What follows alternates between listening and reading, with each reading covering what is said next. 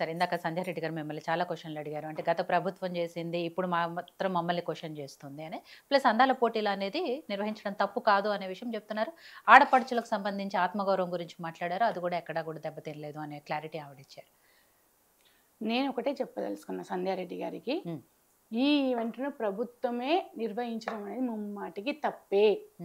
సంక్షేమ పాలన అని చెప్పి అధికారంలోకి వచ్చి సంక్షేమ కార్యక్రమాలకి డబ్బులు లేవని చెప్పేసి మాట్లాడుతున్నటువంటి రేవంత్ రెడ్డికి ఈ ఈవెంట్కి ఇన్ని కోట్ల రూపాయలు ఎక్కడి నుంచి వచ్చినాయి సమాధానం చెప్పమని ప్రశ్నిస్తున్నాము. రెండవది, ఇందాక సంధ్యక్క మాట్లాడినట్టు 7వ గ్యారంటీగా వాళ్ళు భావ ప్రకటన స్వేచ్ఛ అని చెప్పారు. మీరు విజువల్స్ తీయండి, చాలా దారుణంగా అరెస్ట్ చేశారు. ఇంట్లో మాట్లాడింది కదా సంధ్యక్క గురించి. నిజంగా సంధ్యక్క ఆమెకే కాదు చాలా మందికి ఆదర్శం. మేము సంధ్యక్కతో పెరిగి వచ్చిన వాళ్ళమే, సంధ్యక్క చెప్తే క్లాసులు విన్న వాళ్ళమే. నా మాతృ సంస్థ పీడిఎస్, మా సిస్టర్ ఆర్గనైజేషన్ పిఓడబ్ల్యూ, ఈ రోజుకు అదే భావజాలంతో పనిచేస్తున్న వాళ్ళం మేము. మా వ్యక్తిగత జీవితాల గురించి మాట్లాడే అర్హత కానీ హక్కు కానీ ఆమెకు లేదు. ఎందుకు అని అంటున్నా ఈ మాట కూడా, 4 పార్టీలు మారి ఓటుకు నోటు కేసులు అడ్డంగా దొరికిపోయినటువంటి రేవంత్ రెడ్డి నాయకత్వం కింద పనిచేస్తున్నటువంటి మీరు ఒక ఆడపడుచును పట్టుకొని ఇట్లా మాట్లాడడం అనేది సరైంది కాదు. మీరు ఆ మాటల్ని వెనక్కి తీసుకోండి అని చెప్పేసి కూడా ఈ సందర్భంగా నేను అడుగుతున్నా. ఇది పద్ధతి కాదు ఒకటి. రెండోది, మీరు బీఆర్ఎస్ పాలనకు సంబంధించి మాట్లాడుతున్నారు. గత 10 ఏళ్ల పాలనలో హక్కులు హరించారని, అదేవిధంగా ప్రజలకు సంబంధించినటువంటి కొన్ని చేయాల్సిన నిర్ణయాలు ఏవైతే అవి ఇంప్లిమెంట్ చేయలేదని పథకాలు వ్యతిరేకత వచ్చింది, మార్పు అని చెప్పేసి మీరు మాట్లాడారు. 100 అబద్ధాలు చెప్పారు, 1000 మీటింగ్లు పెట్టారు, ప్రియాంక గాంధీని తీసుకొచ్చారు, రాహుల్ గాంధీని తీసుకొచ్చారు, సోనియా గాంధీని తీసుకొచ్చారు, అనేక హామీలు ఇచ్చారు. అవి ఏమైనా అని అడుగుతున్న ప్రతిపక్షంలో ఉండి మాట్లాడడం తప్పు అని చెప్పేసి మీరు మాట్లాడడం అది కరెక్ట్ కాదు అసలు. ఎందుకంటే మీరు ప్రతిపక్షంలో ఉన్నప్పుడు మాట్లాడిర్రు, ప్రజల దగ్గరికి వెళ్ళిర్రు, ప్రభుత్వం చేసిన తప్పుల్ని వెలగట్టిర్రు. ఆ రోజు నేను కూడా మాట్లాడాను. ఎస్, నేను గర్వంగా చెప్పుకుంటా, నేను ప్రజల పక్షాన ఆ రోజు నిలబడ్డా, ఈ రోజు కూడా ప్రతిపక్షంలో ఉన్నా. నాకు షర్మిల గారు కాంగ్రెస్ పార్టీకి మద్దతు ఇచ్చిన విషయం తెలుసు, కాంగ్రెస్ పార్టీ అధికారంలోకి వస్తుందని తెలుసు. అయినా కానీ నేను ఎందుకు వచ్చాను, నాకు కాంగ్రెస్ పార్టీ అంటే మొదటి నుంచి కరెక్ట్ కాదని చెప్పి తెలుసు. కాబట్టి ఇదే కాంగ్రెస్ పార్టీ తెలంగాణ ఉద్యమంలో 1400 మందిని పొట్టున పెట్టుకోవడానికి కారణం. కాబట్టి ఉస్మానియా యూనివర్సిటీలో ఉద్యమం చేసినటువంటి మా మీద లాఠీ చార్జీలు చేసి, బాష్పవాయ గోళాలు వదిలేసి మా మీద కేసులు పెట్టి 100 రోజులు జైలుకు తిప్పిన చరిత్ర కాంగ్రెస్ది. కాబట్టి ఖచ్చితంగా వ్యతిరేకించడం, కొట్లాడినాము. మేము ఈ రోజుకు కూడా భావజాల పరంగా కాంగ్రెస్ ని యాక్సెప్ట్ చేయలేదు. కాబట్టి బీఆర్ఎస్ కి వచ్చిన, బీఆర్ఎస్ లో ఉన్న ప్రతిపక్షంలో ఉంటూ నేను ఇవాళ చాలా ప్రజాస్వామికబద్ధంగా మాట్లాడుతున్నా. మిమ్మల్ని ఎప్పుడు వ్యక్తిగతంగా నేను తీసుకోలేదు. మొదటి మీరు 4 పార్టీలు మారేచ్చినటువంటి రేవంత్ రెడ్డి కింద ఉన్నారు. మీరెక్కడ ఇక్కడ డిబేట్ లో కూర్చుంటారని చెప్పేసి నేను మాట్లాడలేదు. పద్ధతి ఖచ్చితంగా పాటించాలి. ముఖ్యంగా మనం మహిళలం కాబట్టి సామరస్యంగా ఉండాలి. ఖచ్చితంగా విషయాల పట్ల మనము అవగాహనతో మాట్లాడాలి. మీరు మాట్లాడారు కాబట్టి నేను మాట్లాడినా సంధ్య గారిని, లేకపోతే నేను ఆ మాట కూడా మాట్లాడాల్సిన అవసరం లేదు. ఒకటి. రెండోది, ఖచ్చితంగా మేము ప్రశ్నిస్తాం. ఎందుకు ప్రశ్నించము? ఈ రోజు 10 ఏళ్ల తెలంగాణలో తప్పులున్నాయని చెప్పేసి ప్రజలు కోరుకున్నటువంటి ప్రభుత్వంలో మళ్ళీ తప్పులు చేస్తే ఎట్లా? అంత గొప్ప నాయకురాల్ని ఎట్లా ఈడ్చిడ్చి పడేశారు? మీరు విజువల్స్ తీయండి, కనిపిస్తుంది. సంధ్యక్క గారిని చాలా మర్యాద పూర్వకంగా ఎవరైనా సరే, పోలీసులైనా సరే ఏం చేయాలి, చాలా మర్యాదగా తీసుకెళ్ళాలి. మీరు వ్యతిరేకిస్తున్నారని చెప్పేసి దాదాపు ఈ ఈవెంట్ కన్నా ముందు నుంచే అక్క వాళ్ళు ప్లస్ మిగతా మహిళా సంఘాలు అన్ని కలిసి ఐక్యవేదికగా ఏర్పడి మొత్తం క్యాంపెయిన్ చేస్తూ కాలేజీలకు వెళ్ళారు, సదస్సులు పెట్టారు, అన్ని చోట్ల అవగాహన సదస్సులు పెట్టారు. ప్రభుత్వాన్ని కూడా అనేక సార్లు విన్నవించారు. వద్దు, మీరు అందాల పోటీలు నిర్వహించకండి. తెలంగాణ భౌగోళిక పరిస్థితులు, తెలంగాణ పోరాటాలు, తెలంగాణ అస్తిత్వం, ఇవన్నీ కూడా ఈ కార్యక్రమానికి ఈవెంట్కి సరైనది కాదని చెప్పేసి కోరారు. అదేవిధంగా ప్రజలు కోరుకొని తెచ్చుకున్న ప్రభుత్వం కావచ్చు కాబట్టి గత ప్రభుత్వాలు చేసినటువంటి తప్పులు మీరు చేయొద్దని చెప్పేసి రిక్వెస్ట్ చేశారు. కానీ మీరు ఇచ్చినటువంటి బహుమతి ఏంటండి? వాళ్ళకి ఈడ్చిచ్చి పడేయడం ఏంటి? ఆమెకున్నటువంటి ఉద్యమ చరిత్ర, వయసు కూడా రేవంత్ రెడ్డికి ఉండదు. కానీ ఎట్లా వ్యవహరించింది రేవంత్ రెడ్డి గారు? అది నేను ప్రశ్న సమాధానం చెప్పండి. కాబట్టి అంటే ఎప్పుడైనా సరే విషయాల పట్ల అవగాహన లేనప్పుడు, సమాధానం చెప్పే శక్తి సామర్థ్యాలు లేనప్పుడు, సమర్థించుకోవడానికి కావాల్సినటువంటి అవకాశాలు లేనప్పుడు ఎదుటి వాళ్ళ మీద దాడి చేస్తారు. అదే ఇప్పుడు సంధ్యారెడ్డి గారు చేశారు. దాడి చేయడం కాదు, మీరు సమర్థించుకుంటున్నారా?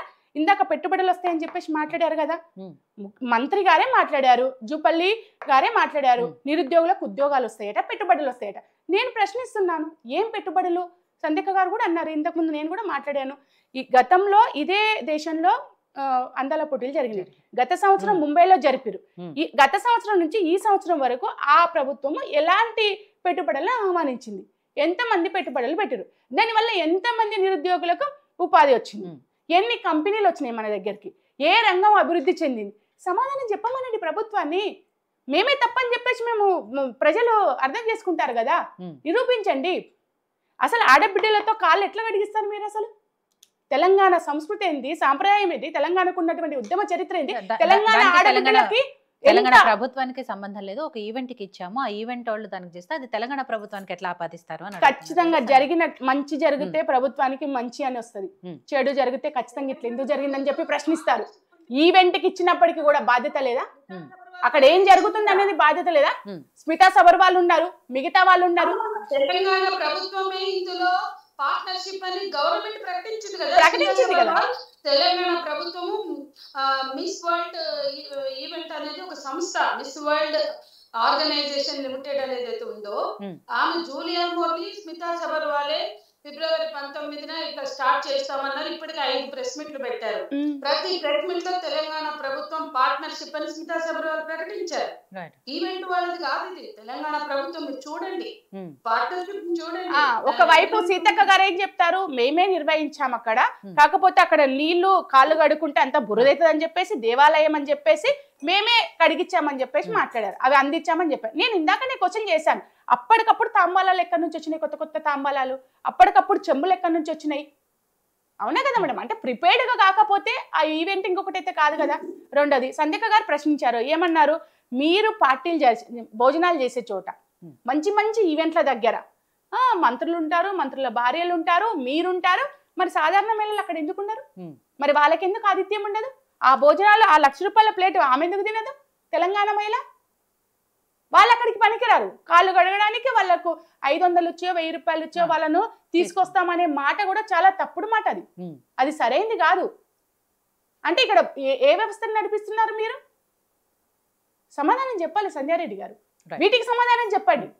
సో సంజయ్ రెడ్డి గారు, ఫైనల్గా మీరు చెప్పండి. అంటే అందరికీ ఆన్సర్ చేయాల్సిన బాధ్యత మీ మీద ఉంది కాబట్టి, వీటితో పాటు ఇందాక సంజయ్ అక్క గారు ఒక విషయం అడిగారు, 7వ గ్యారంటీ భావ ప్రకటన స్వేచ్ఛ అని చెప్పిన రేవంత్ రెడ్డి గారు ఇవాళ మమ్మల్ని, అంటే మా నిరసనని వ్యక్తం చేస్తే ఎందుకు బలవంతంగా అరెస్టులు చేశారు? నిజంగా సంజయ్ గారిని ఆ రోజు చూసాము, ఎలా లాక్కెళ్లారో, ఎలా వ్యాన్లో వేశారో అనేది. సో ఆ పరిస్థితులు ఎందుకున్నాయి?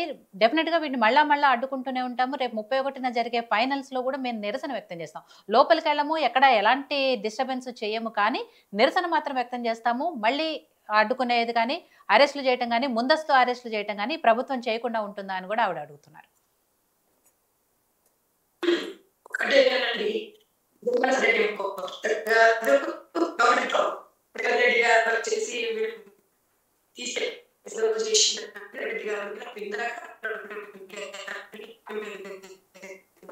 సంజయ్ రెడ్డి గారు, మీ వాయిస్ క్లారిటీ లేదు. ప్రజలకు ఇబ్బంది కలగకుండా తీసుకెళ్ళమని చెప్తారు. బట్టలు ఇచ్చి మనకి మున్సిపల్ పే చేయలేండి, లేకపోతే లాఠీ చార్జ్ చేయమని ఎలా చెప్పారు? ఒకటే పెట్టుకుని ఇంకొకటి సత్యవతి గారు చెప్తున్నారు, అసలు నేను అడిగిన కావాలని చెప్పలేదు,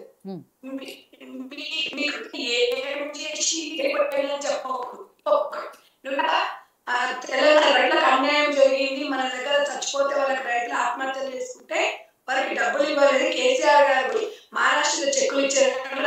సమాధానం చెప్పానండి, ఆ ప్రభుత్వం అట్లా చేసిందని చెప్పేసి మిమ్మల్ని తెచ్చుకున్నారు, మీరు ప్రజాపాలన అందిస్తానని చెప్పేసి చెప్పారు, మార్పని చెప్పారు, 1000 హామీలు ఇచ్చారు, 100 హామీలు ఇచ్చారు, 6 గ్యారంటీలు ఇచ్చారు, ఒకటి కూడా నెరవేర్చలేదని చెప్పేసి ప్రజలు అడుగుతున్నారని చెప్పి నేను ప్రజల పక్షాన్ని మాట్లాడుతున్నా.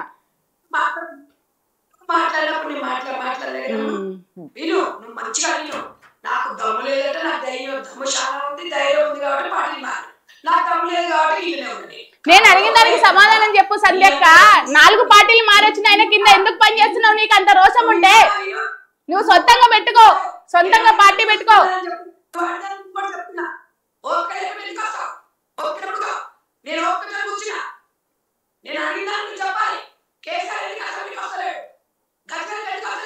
వస్తాడు వచ్చిండు.